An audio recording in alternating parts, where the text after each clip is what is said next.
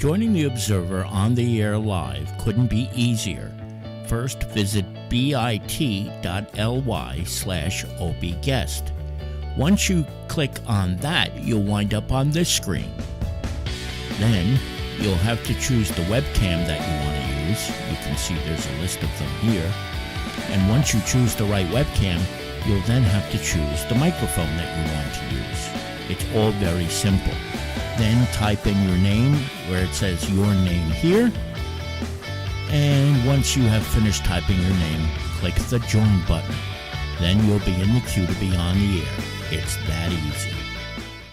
Hi again, everybody. It's Kevin Knessa coming to you live from the newsroom of The Observer and TheObserver.com on this, the 14th day of May in the year 2024. Sure hope you're enjoying your Tuesdays, no matter where it is you are in the country. A little damp here in the Northeast today, but we'll get by. It's okay. It's supposed to be a little bit warmer later in the week, and we'll find out a little bit more once we talk to Tony Mondero Thursday evening. But as you do each and every Tuesday, you welcome me into your home so that I can bring you this week's news. And before we get to this week's paper, I want to welcome in Henry Atwell, who is here with us, and Carmen de Jesus, and all of you who are watching and perhaps lurking in the chat room. I'm grateful to all of you for being here today. Now, today is Election Day in Nutley and Belleville, so there are some very interesting races going on in these two townships. The polls are open until 8 o'clock tonight, so if you live in Nutley and Belleville, you still have a chance to vote if you have not yet been out to vote, so make sure you get yourselves out there and pull the lever. Now, here's the races. You can see them on the screen here in the first ward. This is the race that was unfortunately the seat that Marie Stremolo-Burke, the late councilwoman, held before this. The race is between Tracy Williams and Patricia Inaugurato, and that should be a very interesting race, to say the least, to see who fills in for Marie Stremolo-Burke. I shouldn't say fills in, but who replaces her. That is not going to be an easy task for whomever it is, but it will be interesting to see. Indeed. In the second ward, Gary Hinton is running. Victor Meshi and Frank Velez III are all running. So that's a three-way race. That is going to be very interesting, too, to see what happens in that race. And in the third ward, the only unopposed race is Vinnie Cazzarelli. Of course, he is a longtime incumbent, so it's no surprise there that Vinnie is running unopposed. So he will become the councilman again for another term. And then in the fourth ward, Michael Sheldon, who we've known over the years, he is a person who goes to a lot of meetings. He's always at council meetings, giving heck to everybody who is on the council. And he was also a former member of the Board of Education. He is running for a seat against Diane Guardabasco. I'm sorry, I had a little bit of trouble with that name. So it's going to be interesting to see what happens in Belleville tonight. And we'll move up to Nutley now, where this race is a seven-way race for 5 seats. 5 incumbents are running. That includes Thomas Evans, Mayor Joseph Scarpelli, John Kelly, Al Petracco, and Mauro Tucci. Those are the 5 incumbents, and they are running against Lorenzo Marchese and Maria Hamlin. I have to say, I know a lot of these guys. I've known Maria for a long time. She is a retired police officer. I've had great relationship with Mayor Scarpelli and Commissioner Petracco, all great people who are running. So this will be a very interesting race. The top 5 vote getters win, and then, of course, the person with the highest number of votes becomes the new mayor or the next mayor, depending on how you look at it. Of course, last term, Mauro Tucci and Joe Scarpelli finished with the exact same number of votes, which is almost unprecedented, if not absolutely unprecedented. And what they did was they split their term. Mauro Tucci spent the first 2 years as the mayor, and then Joe Scarpelli came back to be mayor for his second time in the second 2 years of the term. So we'll see what happens tonight in this rather incredible race. And we will bring you some results. Hopefully, tonight at some point, we'll see when the results are available. As soon as they are, we will join you live to recap those races in those two Essex County municipalities. But I don't know. I'm kind of excited to see what happens tonight in both of those townships. Before we continue, I want to also welcome in John Jimkowski, Carol Manley, June Hearn, her mom, and Manny Ventoso, four of my favorite people in the world. So it's good to see you all. Hope you're all enjoying your day today. It is not the best of days out there. But again, polls are open tonight until 8 p.m. So if you live in any of those towns, get out and make sure you vote. This is not in the week's paper, this week's paper, but this was just a bizarre crash. You see this, there is some substantial damage here to the vehicle and to the property on Passaic Avenue where this car crashed in. And normally a car crash is not all that interesting, but in this case it is because the person who did this, you see all that damage. The person, I believe, was drinking and was released on her own recognizance a couple hours after being arrested. Again, I sometimes show you these things to remind you about the lovely world of bail reform and the way it goes. And this is just another example of that. It just continues and continues, and you see something like this. That could have been some serious damage done if somebody had been walking or was out and about or even just walking around their apartment or whatever that is right there. So you see what happened there. But again, a couple hours later, no big deal. You smash up your car and total it, knock a wall down on a building, and in a few hours, you're out and about on the streets again on your own recognizance with the promise that you'll show up for your court date. But God only knows where what happens with that, unfortunately.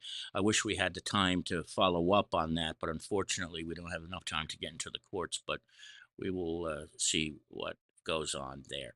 Now, this is coming up on the 23rd, and Vinny Ortieri, the lieutenant who I get to work with, have been for the last almost decade, is part of the Lyndhurst Municipal Alliance. They deal with issues of drugs and overdosing and things of that nature. And the Municipal Alliance is sponsoring an open house on the 23rd at Lyndhurst Middle School. That's the new school. And since it's at 6:30 p.m., they will provide a light dinner for all the people who attend. And this is an important day in the life of the township of Lyndhurst because you really get to see all of the great things that the Lyndhurst Municipal Alliance does. All of the municipal alliances in our readership area are very strong, but particularly Lyndhurst does a great job. And it's nice to see that they're having this open house. So if you're a resident of Lyndhurst and you want to find out a little bit more about the programs that are available, especially for young people who are suffering from the horrible affliction of addiction, you want to make some time to go over to Lyndhurst Middle School on the 23rd. Again, it's at 6:30 p.m. And you don't have to worry about making any dinner. You'll be able to take care of that on your own by going there, rather, because they will be providing that for you. So that is on the 23rd, and well done by the Lyndhurst Municipal Alliance and Vinny Ortieri and everybody who is on that incredible board of volunteer members of the community. This is this week's front page, and last week, a week ago tomorrow, I was fortunate to have been invited to attend this luncheon at Liberty House in Jersey City. And I don't know if you can tell on your screen, but look at the background. The World Trade Center is right behind Denise Facito and Jerry Facito and Carol Jean Doyle, Craig Guy, and the rest of the Facito family. Mary Trine DeCastro is there. Joanne Caratura is there. And I think I see Barbara Stamato in there as well. The Senior Citizen of the Year this year is Denise Facito from Kearny. And, I have known Denise for a long time. I've known the whole Facito family for a long time. There's no secret there. I'm not letting anything, any kind of secret escape from the world. That I love that family very much. But I was so happy when I found out that Carol Jean Doyle, the mayor of Kearny, chose Denise to be this year's representative. Somebody who deserves it very, very much. And I'm not just saying that because she's my friend either. She has been involved in so many things, whether it's with the Elks or at Christmas time. No matter where you go, you are going to see Denise Facito at that event. And it's just kind of remarkable how much she does that goes under the radar. But finally, she was on top of the radar, and she was recognized as Kearny's Senior of the Year. Now, indeed, there was a selection in East Newark and in Harrison as well, and we have that in the story too. I don't want to slight them at all. That is not what my intention was, but this was special for me on a personal level. So I want to thank everybody for dealing with that. And then you can see who the Harrison and the East Newark winners were as well. Larry Bennett was there in lieu of the winner because the winner is taking some time to recuperate from an illness. As we move into this week's edition, Harrison recently hired 7 new police officers. And if you want to talk about a situation where this was needed, it's in Harrison, because the population is just exploding in Harrison. At the last check, there were 19,000 residents, whereas 10 years ago it was only about 14,000. So the population is growing. There is so much building going on within the town. And this was a great move by Mayor James A. Fife to hire 7 new police officers for the town of Harrison. They need it. They desperately need it. Yes, some of these are retirements, but this is a good thing that they're doing there. So 7 new guys. One is already on the job because he was a police officer somewhere else. The rest are going to the academy, and one is on a modified academy assignment because I believe he was a correctional officer before taking the job as a Harrison cop. So we wish them all the safety and success in the world as they begin their new work as Harrison police officers. Well done, town of Harrison. The Nutley Police Department is seeking reaccreditation. This happens every couple of years, and it's a prestigious thing. If you don't get reaccredited by the New Jersey Associations of State Police Chiefs, it's pretty embarrassing. But Nutley has always been accredited. All the towns we cover are accredited, but they need input. Residents are allowed to give input, and all the details on how, if you are a resident of Nutley, you can give input as to what's going on there, you will find right there. And of course, Alyssa Machado, whose maiden name is Facito, just missed me talking about her mother. So unfortunately, those are the breaks. She came in a little bit too late, but she can wind back and watch that a little bit later on when she's home. Belleville is planning a bike corridor. Belleville is a very bike-friendly township. And Mayor Mike Melham is doing a great job keeping things on board there. And they are planning a corridor that is completely for bikes. It's in the area of the high school. So I hope you'll check that out when you get a chance. Another great job by Mike Melham there with what's going on in Belleville.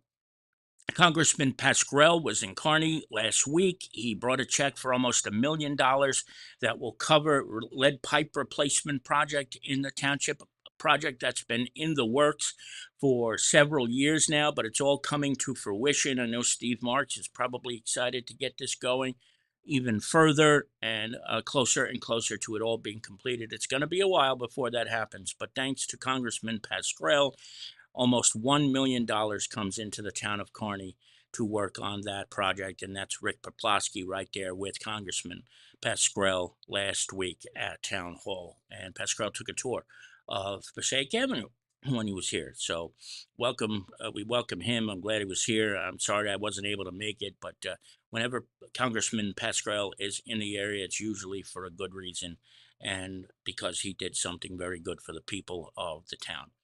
Fisher Field has a community garden, and that, of course, has reopened after a hiatus. So if you are a gardener or you're into that kind of thing, it's now reopened, and of course, they're looking for volunteers, and you can find that information inside this week's edition of the Observer. And then this was very interesting. We included the remarks that Craig Guy delivered at his first State of the County address, which was done in front of the commissioners in Jersey City a little while ago.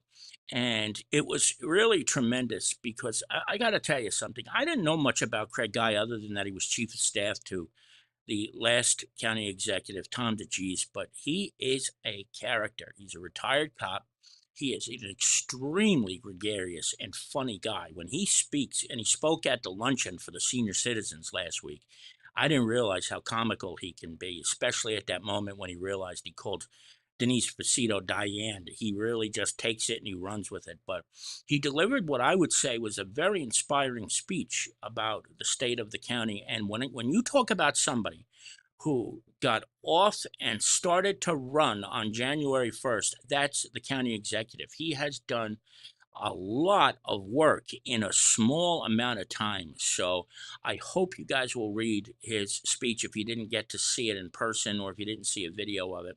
He's got a very, very ambitious and quite frankly, an impressive agenda that he's working on for the people, not just of Jersey City, but for all of Hudson County. And what I love particularly about what he's doing is that he has not forgotten West Hudson. That is not to say that Tom DeGeese forgot about West Hudson. He never forgot about us.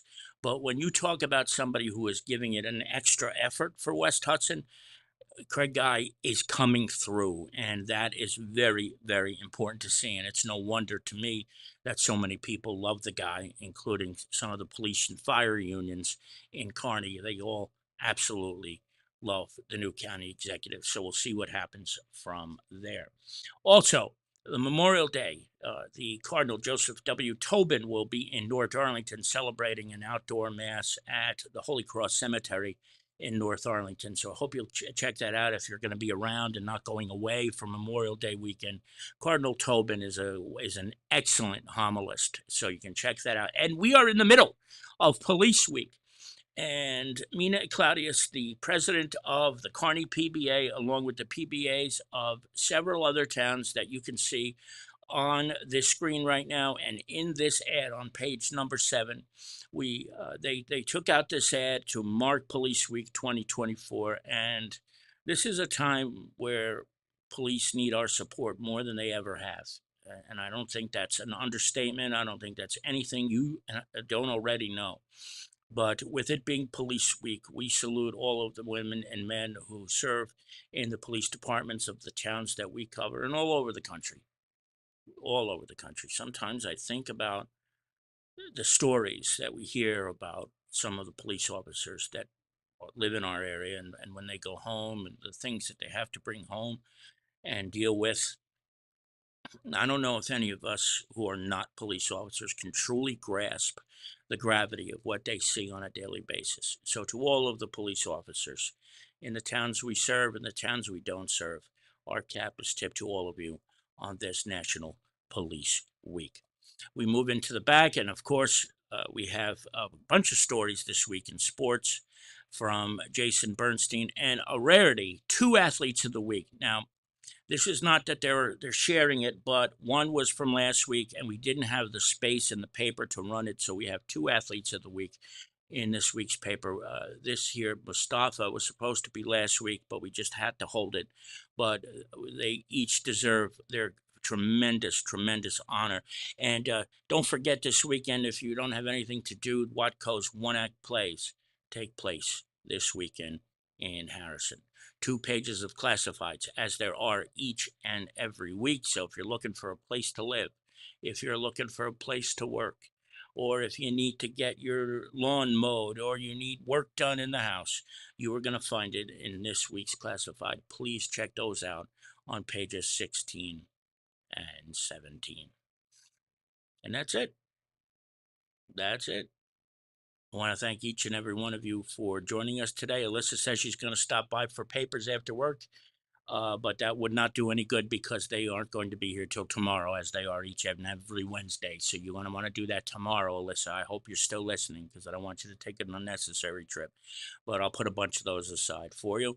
Enjoy what remains of this day, and I will see you back in about 48 hours or so with Tony Mondero. And then, of course, if any news breaks in between. From the newsroom of The Observer and TheObserver.com, Kevin Canessa signing off for now, and I hope to see you back here again very, very soon. Take care, everybody. Bye-bye.